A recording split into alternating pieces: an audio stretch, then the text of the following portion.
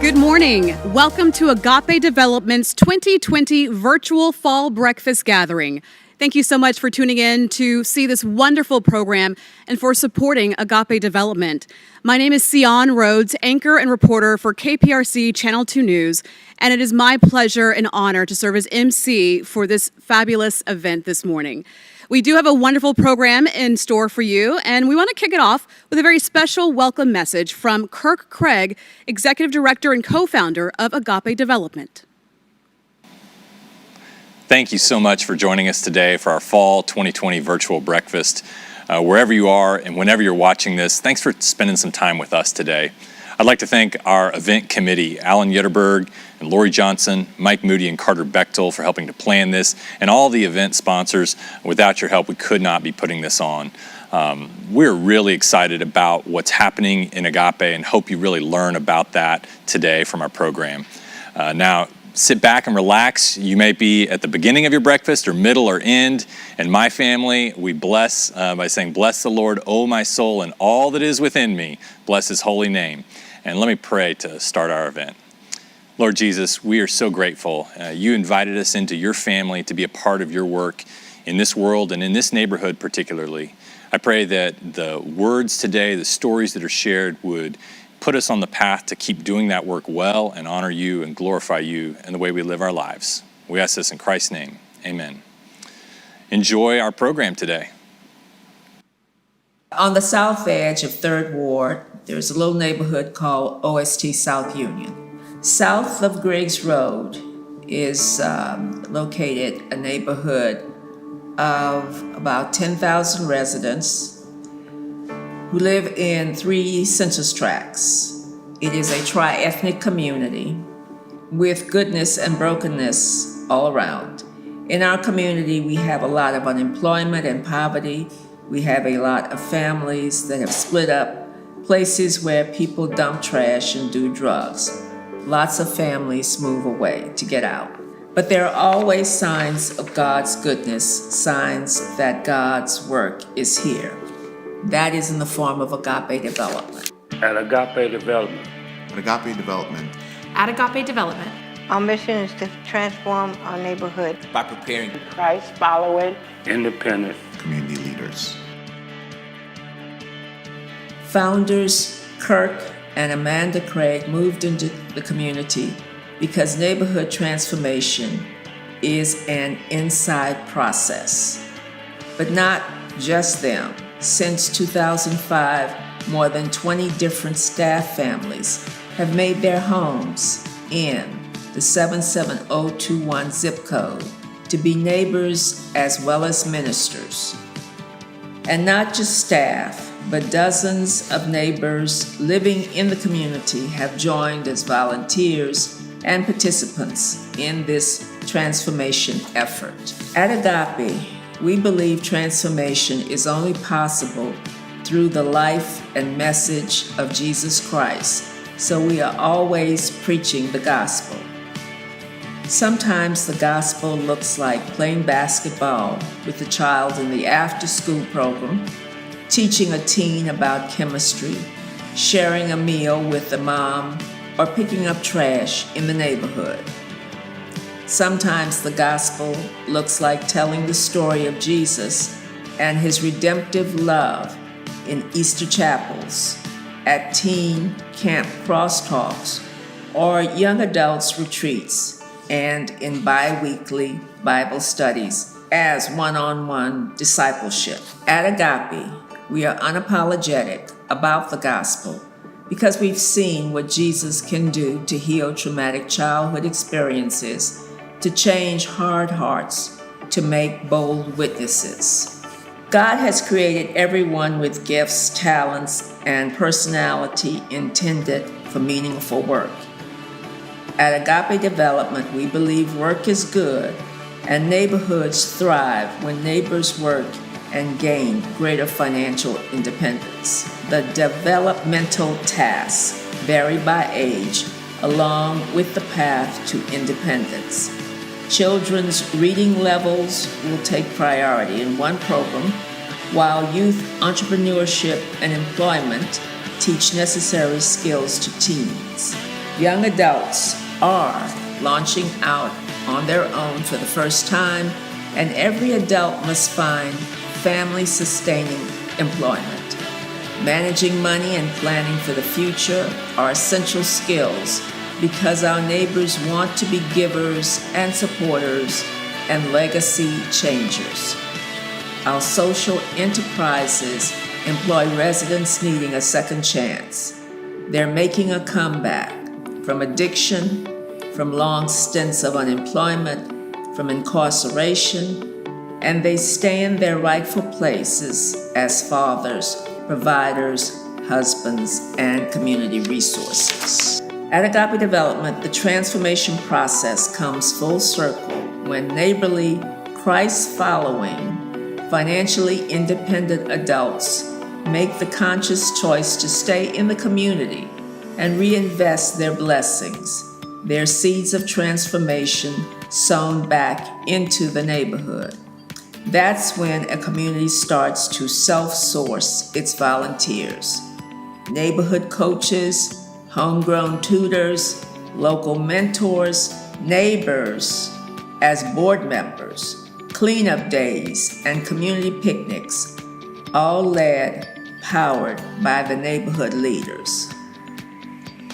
At Agape Development, affordable housing is key to retaining community leaders in a rapidly developing and gentrifying part of Houston.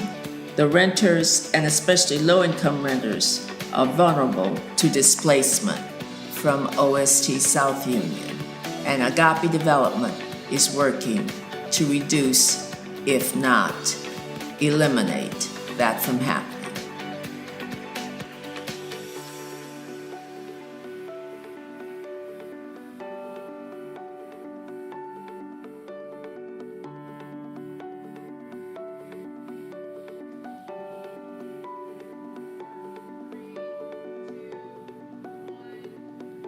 Thank you so much, Kirk, for your warm welcome and prayer. Now, before we get further into our program, there are a few items, sponsors, and people that I'd like to highlight. During the breakfast, you will have an opportunity to bid on the following auction items, so pay very close attention. A lot of great things out there, including the Great Escape Getaway. If you're looking for a quick getaway close to home, the Great Escape Getaway auction item in McQueeney, Texas, is perfect for you, family, and your friends. Enjoy a long weekend getaway in a 5-bedroom home with a pool, extensive outdoor living, and amazing views. Close drive to New Braunfels and Green with great restaurants and music venues. The weekend includes an evening boat cruise on the lake. Our next item is for you to dazzle in love with this 3-diamond and 14-karat yellow gold adjustable and linked necklace from Andrea Montgomery Designs. Andrea Montgomery Designs embodies elegant simplicity. The jewelry is sophisticated, yet wearable, and their uniqueness affords them great versatility. So, ladies and gentlemen, please make sure you get out your phones, start bidding, get ready to bid. You can click on the link in the chat or visit www.agapedevelopment.org to start bidding. The auction will close tonight at 11:59 p.m., so you've got plenty of time to participate. We'd like to give a big thank you now to our sponsors. This breakfast could not be possible without all of our amazing sponsors today. And I'd like to start with our gold sponsors: Cornerstone Home Lending, Newmark Homes, Perry Homes Foundation, Stanmore Partners. Our silver sponsors: Janet and Brad Childers, Carrizo Oil and Gas Incorporated, and Chip Johnson, Frost Bank, Janice and Eric Teskey, Newmark Knight Frank, Envoy Mortgage, Trustmark National Bank, Yetterberg Deary Null LLP. Our bronze sponsors: Andrea and Paul Stewart, Caroline and Larry Hurd, the Community Bank of Texas, the Go Below family, JLL Jones Lang LaSalle Incorporated, Sue and Gil Baumgarten, and 100 Times Harvest Incorporated. Please join us in sending a very special thank you to the 2020 Virtual Fall Breakfast Gathering sponsors.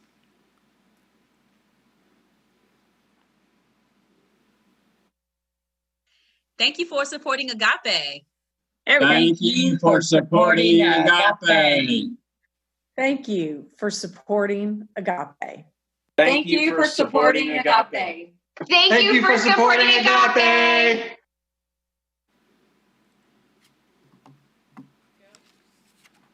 As we prepare to introduce our guest speaker of the morning, I'd like to highlight Agape Development's fundraising goal for this breakfast and the ways that you can contribute to help them reach their goal. The goal for this breakfast is $200,000. Currently, we're at $108,610. You can donate by visiting www.agapedevelopment.org to help Agape Development reach their goal. We are getting ready to bring out our guest speaker, but before I do, I'd like to introduce and thank the chairman of the 2020 Virtual Fall Fundraiser Breakfast Gathering, Carter Bechtel, Agape Development Board member and partner at Stanmore Partners, and Mike Moody, Agape Development Board member and CEO of Newmark Homes and the event committee. All right, now let's welcome our guest speaker, Jim Weiner, president of Focus Strategies Community. Jim joined the FCS team in September 2008 as the executive director of the Caris Community Housing, the housing arm of Focus Community Strategies. In January 2014, Jim accepted the role of president at FCS as the founder, Bob Lupton, stepped toward retirement. With experience in for-profit and nonprofit sectors, Jim brings a balance of ministry experience and business skills to this nonprofit community development organization. Prior to joining the FCS team, Jim spent 9 years as the lead pastor of Common Ground Fellowship, a participating member of the Evangelical Free Church of America, and approximately 9 years in retail sales and management with Recreational Equipment Incorporated, known as REI. In his role with FCS, Jim serves as lead trainer and speaker for FCS through the Lupton Center. He has led and participated in multiple seminars, workshops, and conferences speaking on the themes of holistic neighborhood development, responsible charity, affordable housing, and neighborhood dynamics of redevelopment. Jim supports multiple organizations at the board level, assisting them as they develop thinking and best practices around organizational structure, board governance, team development, mixed income housing, and strategic planning. Jim and his wife, Jolynn, have 4 children. They have lived in the Atlanta area since 1995 and currently reside in historic South Atlanta. Jim is an avid runner and tennis player and loves Mexican food. Please help me welcome Jim Weiner. Well, thank you so much. I'm excited to be here this morning. 42 years ago in Atlanta, Bob Lupton started a work in the neighborhood of Grant Park. He began working with young men coming out of the juvenile justice system, doing what a lot of us would do, trying to find a way to make things better as they reintegrated into the community. As he did that, as he experienced that work, he began recognizing that working with the young men, he also needed to work with their families.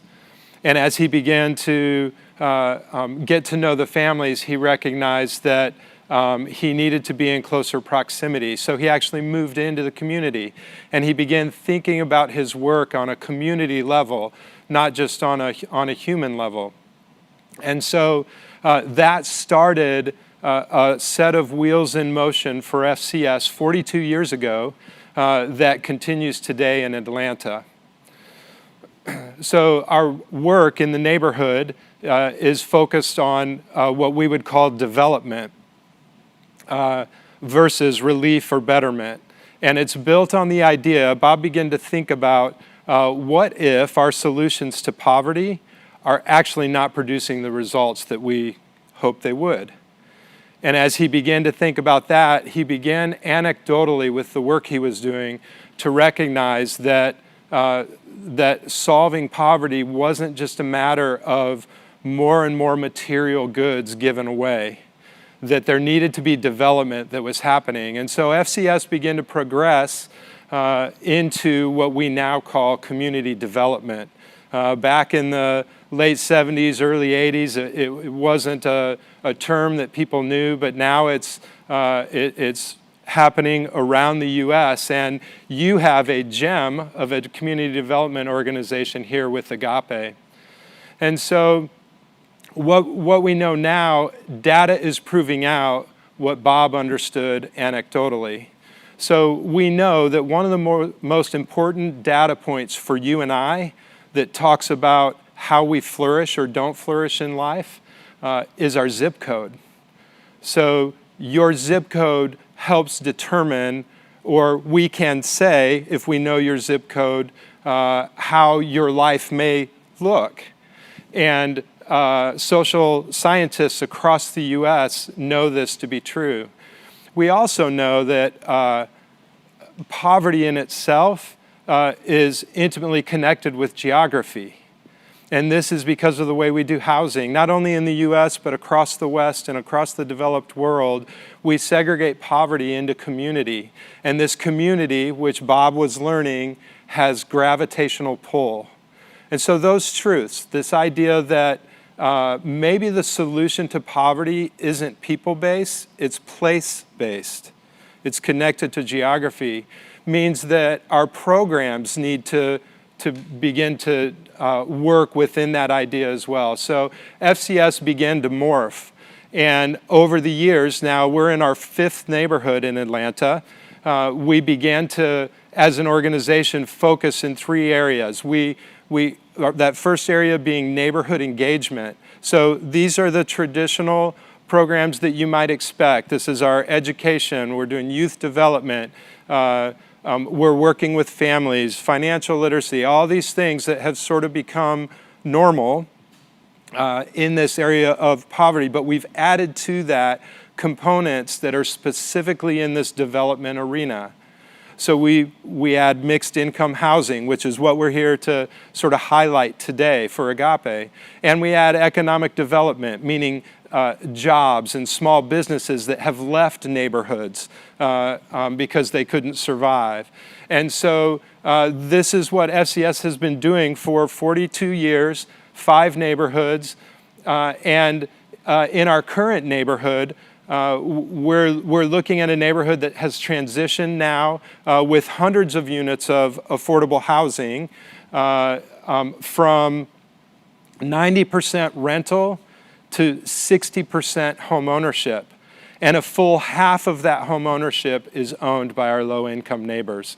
So as neighborhood changes and improves, and I'll use the word gentrifies, as structures are, city structures are adding to neighborhood and then neighborhoods lifting, the neighbors that now own their homes get the benefit of participating in that versus having gentrification happen over and atop them. So you see on this slide a good bit of housing, a lot of jobs provided. And so what is sort of uncommon in the nonprofit world feels very common to us at FCS. And in our partnership with Agape now 5 years long, we're so excited about changes that, or not even changes, things Agape's adding to their programs that will strengthen community. So for us, it looks like this. It's a smattering of housing that helps families along a full continuum. It's both rental and home ownership with a focus towards home ownership because there's a wealth building piece in that. We're really passionate about what this has done in our neighborhood. And just to show you a little bit, this is the neighborhood. You see this little blue outline. If you've ever been to Atlanta, you fly into the airport from Houston and you're down in that bottom left, that little blue dot with the plane in it. And we're literally about 8 minutes from the airport. We're on the south part of the city of Atlanta. So our neighborhood is shaped like this. It is about a square mile, 3,000 people in our neighborhood. We have an elementary school, a middle school, and a high school in our neighborhood.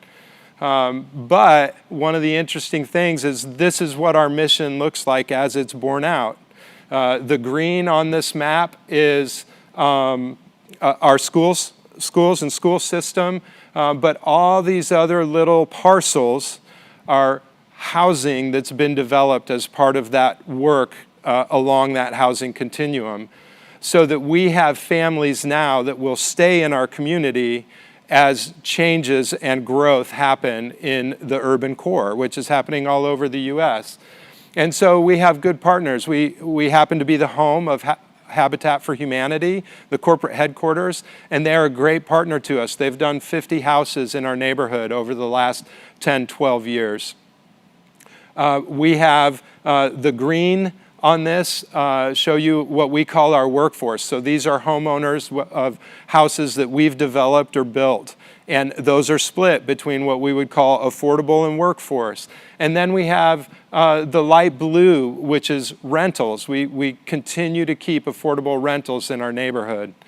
This is what we call community development. And I'm excited to share with you that Kirk and the team at Agape have laid groundwork for you to have a neighborhood here in Houston that looks just like this. And you'll see those maps a little bit later. But think about what it means to have families in those neighborhoods begin to have stable housing as they're trying to work toward flourishing just like you and I do. So excited to be here. Thank you so much for including me. Just a huge 2 thumbs up to Agape and the team. Jim, thank you so much for sharing your insights on gentrification and community capacity and ministry. At this time, I'd like to introduce to you Director of Housing and Community Development Department at the City of Houston, Tom McCaslin. Since July of 2016, Tom McCaslin has led the City of Houston's Housing and Community Development Department in its mission to ensure that every Houstonian has a safe, affordable home to live in and a neighborhood where they can thrive. Over the last decade, Director McCaslin has implemented a policy to ensure transparency and public accountability, prioritizing affordable housing funds for Houston's neediest residents, such as homeless school children, homeless veterans, and seniors living in poverty. With the added responsibility of more than $1 billion in federal housing recovery assistance, he has committed himself and his team of more than 160 employees to making a better city for all Houstonians and building forward in the aftermath of Hurricane Harvey. Director McCaslin received his bachelor's degree from Hobb Sound Bible College, a master's degree from Baylor University, and a doctor of jurisprudence from Yale Law School. He's an avid cyclist, runner, and public transit rider. Please welcome Tom McCaslin. Good morning. It's good to be at the Agape Development Fall Breakfast Gathering. At the Housing and Community Development Department, we envision a city where every resident has a home they can afford in a community where they can thrive. We know that Houston faces challenges, including segregated neighborhoods, communities intentionally disinvested in, and institutional racism that disadvantages households and neighborhoods of color. At the Housing Department, after acknowledging these problems, we are working to change that history by providing affordable home ownership and rental opportunities to families at all income levels. We know that our city faces an uncertain future as long as our workforce faces both stagnating wages and escalating housing costs. This is the single most important fact driving our current housing crisis. To address the need, we are working with nonprofit organizations like Agape Development dedicated to building affordable homes. We are providing $30,000 of down payment assistance to home buyers and subsidizing up to $100,000 for homes within the Houston Community Land Trust, a new model of ownership that provides starter homes at prices as low as $75,000. Housing is personal for me. I grew up below the poverty line in 2 to 3 bedroom homes with 8 siblings sleeping on the couch. I know firsthand that stable, quality housing is key to ending intergenerational poverty, caused in part by systemic biases. Organizations like Agape Development are exactly the kind of organization we want to partner with. They work and live in a specific neighborhood. The staff prioritize the individuals who will live in the homes they build, and they listen to these future homeowners even before designing the homes. And finally, they get the work done. The quality of the homes they build speak for themselves and for the passion the Agape Development team has for the work. Thank you for partnering with us to make Houston a city where every resident has an affordable place they can call home. Thank you so much, Tom, for joining us this morning. Right now, it's time to get an update on our fundraising efforts. Let's check in and see where we are towards our $200,000 goal for this morning. And right now, we're at $164,160. We're inching so close to filling that thermometer. So please continue to give. And don't forget, you can bid on our silent auction items at www.agapedevelopment.org. Now it's time for our guest speaker, Jim Weiner, and Kirk Craig, Executive Director and co-founder of Agape Development, to answer a few questions that some of our audience members have in the live chat. Guys, over to you. Great. Well, Jim, thank you so much for coming. Absolutely. So I think one of the things people want to know is when you drive around our neighborhood and see what's there, and think about the Atlanta context, what encourages you or what signs do you see about where Agape is headed? Yeah, there's a couple things specifically that I would comment on. First of all, it's just the team at Agape. So the team is built up of a combination of folks who live in the neighborhood. And at FCS, we would say proximity changes how we answer questions. We think often when we're trying to solve issues around poverty and neighborhood dynamics that we're coming in from outside with solution, but proximity changes. And I would say it changes how you solve, right? It's inclusive of neighbor. And I would say that's the number one thing that I get most excited about as we drove around yesterday, and good to spend time with your team again. Also, there are signs of readiness. So underneath what you're doing is a map of parcels that you now own. So you're able to envision how would we develop these properties to be affordable, winsome, healthy, sustainable housing for our neighbors. And that to me is true development versus relief, right? You're not, you don't pull anybody out of poverty by giving them a house, but by moving them towards home ownership, healthy rental into home ownership, you give them a pathway to flourishing and wealth creation that in terms of where our nation is on conversations of justice, social justice, and equity, the plans are in place, and that's exciting. Yeah, I think it's helpful to have a partner like FCS because we're comparing how are we doing at this time and where are we in our progress with the neighborhood. Yes. What did you think as we talked about the lots and stuff that Agape owns, and there's a map here, kind of OST South Union has several different subdivisions within it, and we're focused on one grand park that I have up here on the map, and the parcels that we own, the green spots where our ministry buildings are. Any thoughts about where we are in relative progress with that? Yeah, I think you're in a great place. So one of the realities of doing healthy housing work includes this hard work of acquisition and development. So for those of you in the real estate world that's your profession, you know and understand what it means to sort of control a lot by ownership that allows you then to begin to do the work of healthy development.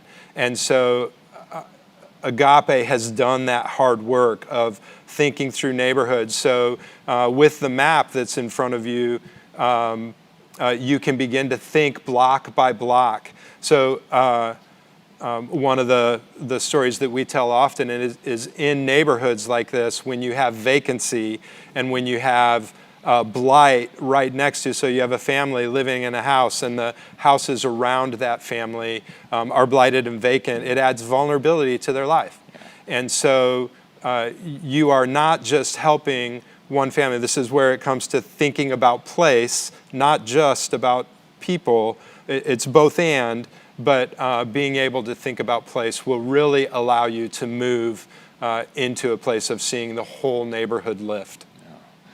I think one of the questions that folks have are, a lot of people support us and have believed in us for a long time and are joining us today and want to know, how can I be involved? Especially there's folks that buy in but don't live in the neighborhood. What would you say to that? I think there's just the people of God, Yes. other partners. What would you say from FCS's experience as you look at Agape, ways for folks who might not live in the neighborhood, the best way to have impact there? Yeah, and that's a great question, and I would say this will be a little bit counterintuitive to those who are listening today, and that is Agape, as you move into this development, you're going to need more of what we call technical volunteers. So you're going to need volunteers that can help in the development and creation of housing.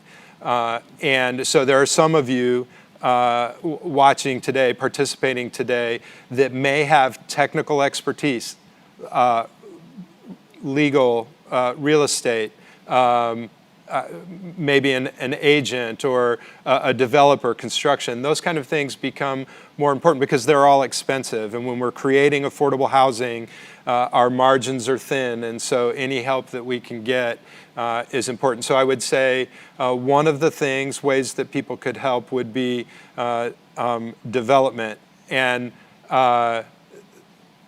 here's another thing is a lot of times we're used to doing volunteer projects in neighborhood, and our neighborhood has asked us not to do that. Our neighborhood has said we can care for our own neighborhood. So we think neighborhood first. When we're thinking about volunteers and that kind of thing, we want volunteers to know if the neighborhood can solve the problem, we want the neighborhood to do that, not just our volunteers. So that's what I mean by the counterintuitive part. So with that, though, if you really want to understand and see this type of transformation, you need to go and see it. So I think Kirk and team would be excited for the opportunity for some of you that haven't been down to the neighborhood or haven't been lately to the neighborhood. After seeing some of what you're seeing today, I would encourage you, make the contact, send the email, get it on your calendar, share a coffee with Kirk while he drives you around the neighborhood, and it will change how you think about nonprofit work in general, and you'll see the power of development in a community lifting a whole community. And if you do come down, one little thing that's happened new for us is this that is awesome. we bought a motel. I feel like I'm in that movie, We Bought a Zoo.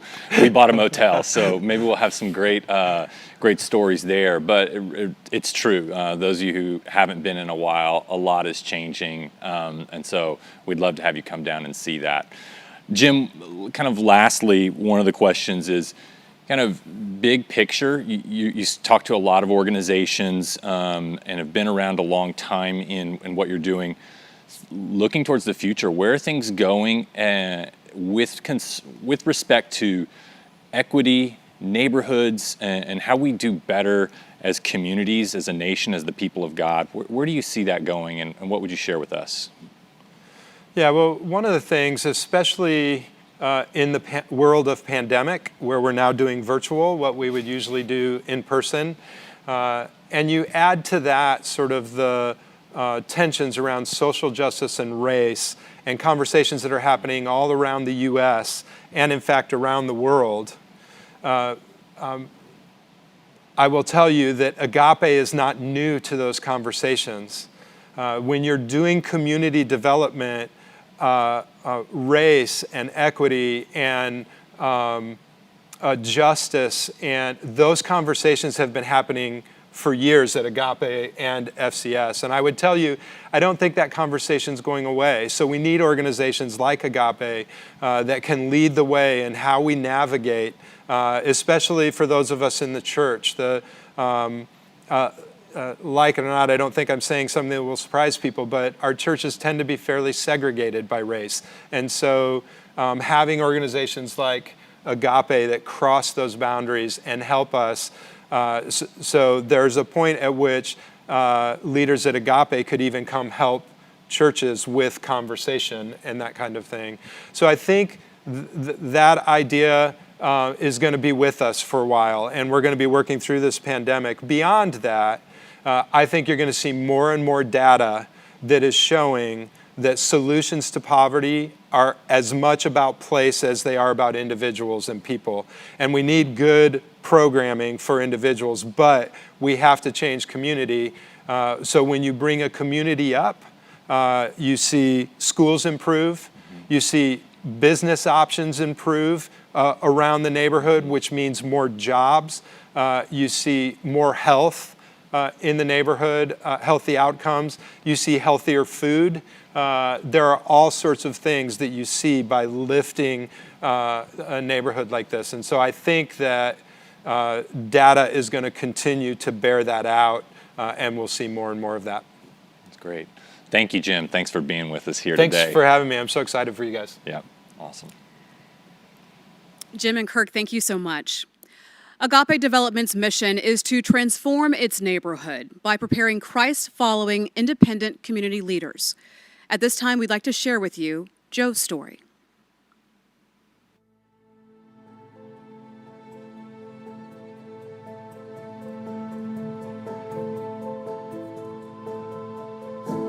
You know, I could have did a lot better, man. Those choices that you make, you know, early in life, when you think about them as you get older, you kind of just wish you would have made different choices. I was a con artist. I was selling drugs, taking advantage of people that I knew, you know, that didn't have any common sense of what I was doing, as in taking advantage of their money, just taking people for granted. Not really treating the relationship as it should be treated.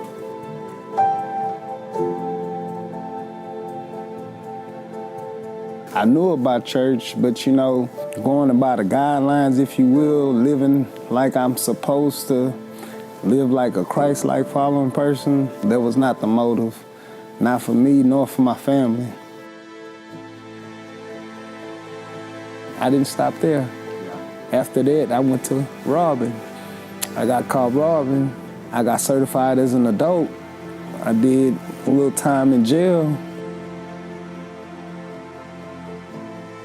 That for sure shook me up, because once I got out of jail, the transformation from jail in the streets, it was a drastic change. It was hard for me to adapt to the street life.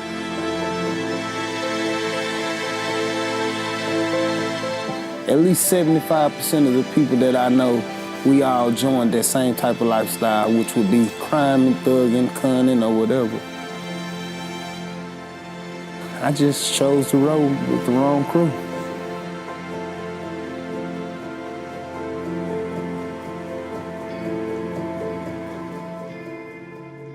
I met Katina when I first got out of high school. A couple things changed. At the time, I still was a thug. So, you know, one more time, I got in trouble again. As far as our relationship, I was just a young boy. Couldn't be her provider, protector, you know, her confidant. I couldn't be none of that because, you know, I was still in search of what that was. We've been married now for about 2 years. First off, I just want to apologize to Katina, and that coming from a boy transitioning to a man, not learning how to love from a man to love a woman correctly. So I just ask you today just to work with me, and I'll work with you. Me and Katina, we reached out to Pastor Dave years ago, and we approached the marriage deal, but it just didn't work out. And one day, you know, my dad came in, he's just drenched in sweat, and I'm like, Dad, what are you doing? Man, I'm working now, man. I'm like, Dad, you've been off work for quite a bit now. You sure that you want to go back to work? This is for you? Man, Joe, I want to tell you, son, Agape is where you need to be. They're going to give you a chance.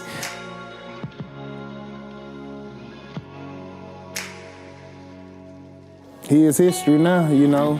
I'm on with Agape. My dad's still on with Agape. They assist him, you know, with all his health needs. And it is not only with him, it's trickling down to me because now I have my whole entire family involved with Agape.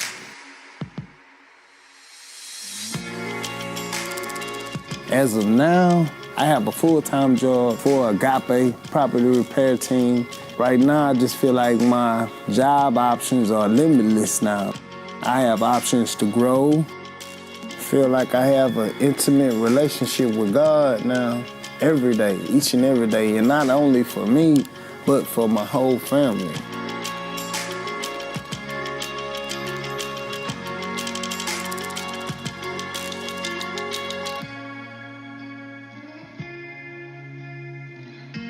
Do you have a home church? Are you guys involved with anybody? Or if not, I got a place that I would like you to come over, come visit, come chat with some people, see if you like it. And if you like it, we'll go from there. Everything that is tied into it, you will love, I guarantee you.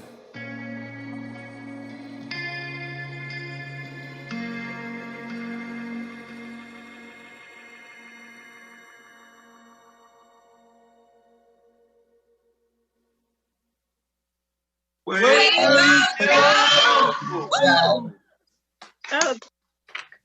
Way to go, Way to Joe! go, Joe!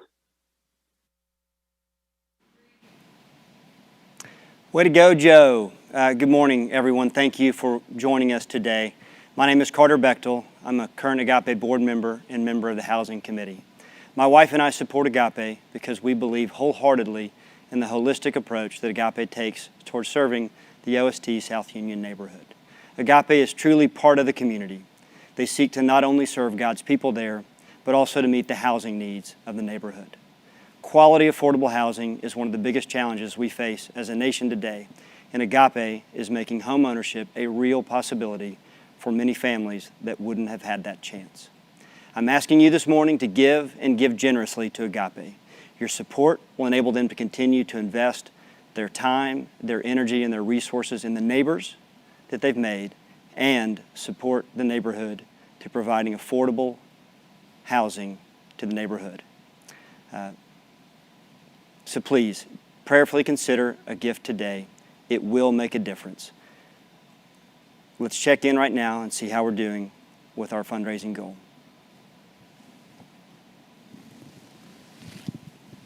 All right, excellent. We are at $168,000, a little over that, so we're getting so close to our $200,000 goal. We do thank you so much for your support and your contributions and ask you to continue those. And please remember that the auction is still going on for our two really nice prizes that you guys can bid on. That's going on until 11:59 this evening.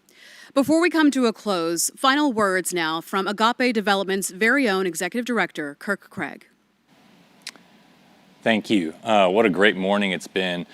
You know, a year ago, none of us knew the world we'd be living in. When we started planning this event, it was a big in-person breakfast. We didn't know what was going to be happening. 22 years ago, when I went to the 3rd Ward OST community, I didn't know that this is where it would take me. When I went down to visit my then girlfriend, Amanda, I just didn't know where this was going to go. What comforts me, though, is that God has known. From before the foundation of the earth, He knew what was going to be happening, and He's not surprised, and He's not worried, and He's doing amazing things in this community and in our city. I love Houston. My phone here, I did this little custom background. It has all these teams. It even has old teams like Colt 45s from before I was born. I love this city. I didn't grow up in this neighborhood where we live now. I grew up in another part of town.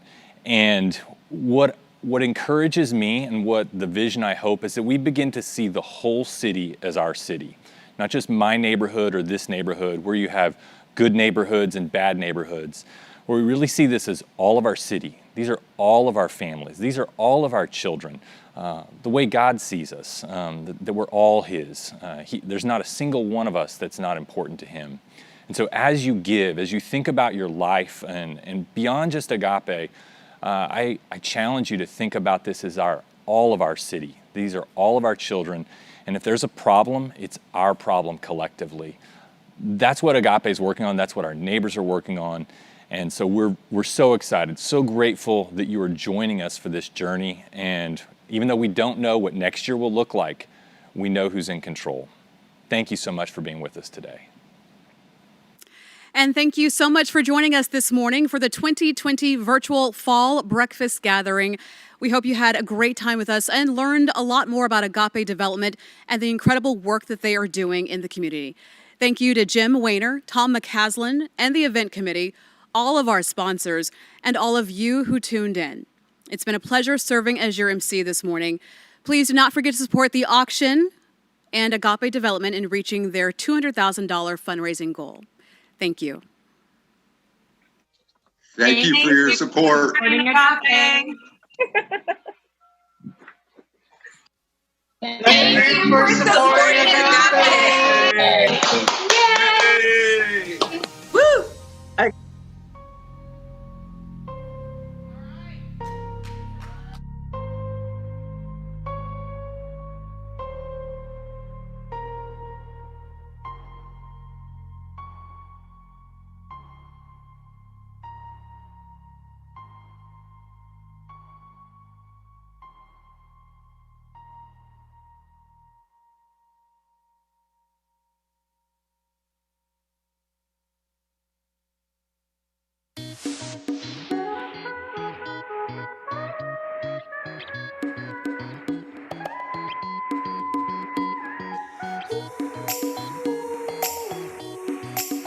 I've been waiting for you for so long.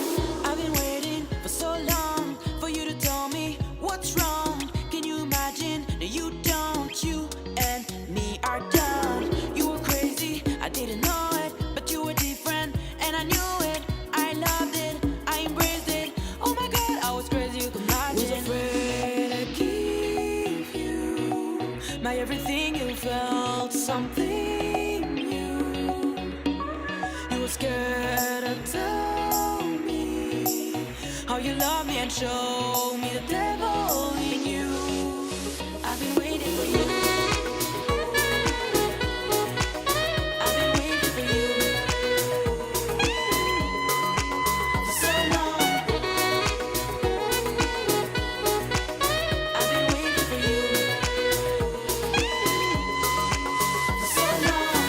You were asking for me, but you were playing alone, watching TV. No, just tell me what you fucking like. Big dreams, big projects, sound amazing. Ambitions, you have it, you do nothing.